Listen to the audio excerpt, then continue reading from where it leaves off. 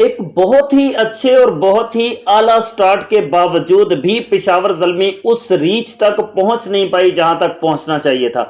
मैं ये समझता हूं कि बाबर आजम की टीम के जो पहले 3 प्लेयर्स हैं, उन 3 प्लेयर्स के अलावा हमेशा जिस तरह से पेशावर ज़ल्मी की टीम में भी, पाकिस्तान की नेशनल टीम में भी ये प्रॉब्लम्स रहे हैं कि मिडिल ऑर्डर परफॉर्म नहीं करता, मिडिल ऑर्डर परफॉर्म नहीं करता।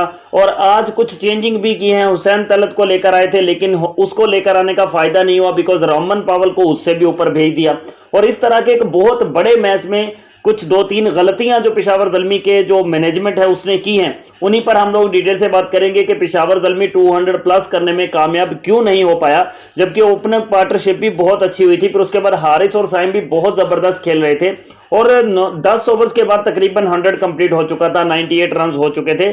लेकिन अगले 10 ओवर्स में कम से कम 200 से ऊपर ले जाना चाहिए था, 210-20 रन होने चाहिए थे, बट वहां तक नहीं पहुंच पाए हैं। डिटेल से बात करते हैं। अगर आप लोग पहली बार मेरे चैनल पर विजिट करके आ रहे हैं तो भाई वीडियो को लाइक करने के साथ साथ चैनल को सब्सक्राइब भी आप लोग लाजमी से कर दीजिए।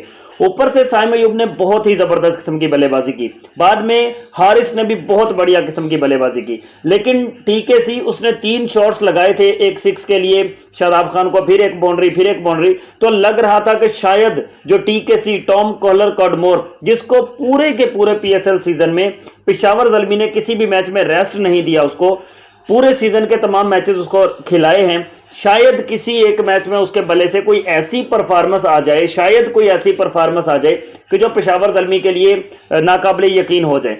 लेकिन उस बंदे ने 11-12 मैचेस खेलने के बावजूद भी कोई एक भी परफॉर्मेंस उसके बल्ले से ऐसी नहीं आई कि जिसको हम ये कह सके कि भाई उसने विनिंग परफॉर्मेंस जो है वो दी है। साइम अयूब एक बार फिर से 50 करने में कामयाब हुआ, बहुत जबरदस्त ब्रिलियंट बैटिंग उसने की। लेकिन शादाब खान की कप्तानी पर भी हम लोग बात करेंगे बिकॉज शादाब खान ने बहुत अच्छी कैप्टनसी की। जिस तरह से एक मोमेंटम पूरे का पूरा पेशावर ज़ल्मी की तरफ जा रहा था, वहां से उसने मोमेंटम को चेंज किया है। उसने खुद 4-5 कैचेस पकड़े हैं। बाबर आजम का जो कैच पकड़ा था उससे इब्तदा हुई थी, फिर उसके बाद उसने मुसलसल 4 कैचेस तो पकड़े शादाब खान ने।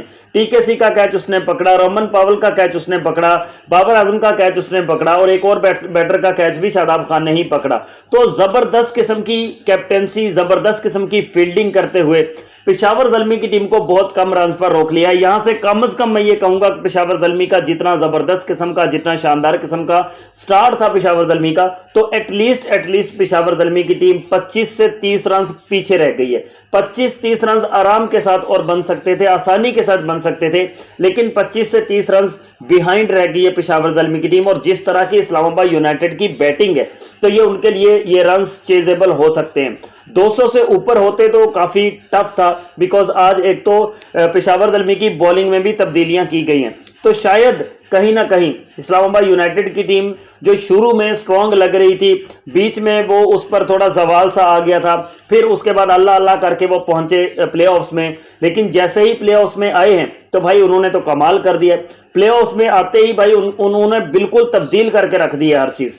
प्लेऑफ्स में आकर वो बिल्कुल डेंजर बन गए। तो ये आज का मैच भी काफी ज्यादा टफ टास्क हो गया बाबर आजम की टीम के लिए बिकॉज रन्स कम हैं स्कोर बोर्ड पर।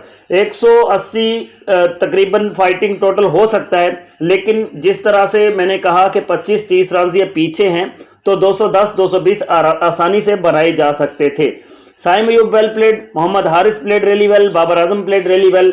और अब बॉलिंग अच्छी करनी पड़ेगी अगर बाबर आजम की टीम को फाइनल में पहुंचना है। तो बॉलिंग परफॉर्मेंस से मैच जीता जा सकता है। बैटिंग परफॉर्मेंस सिर्फ 3 बल्लेबाजों की अच्छी आई है, ना फिनिश अच्छा हुआ है, ना मिडल में अच्छा खेले हैं। होप सो आपको वीडियो अच्छी लगी होगी भाई।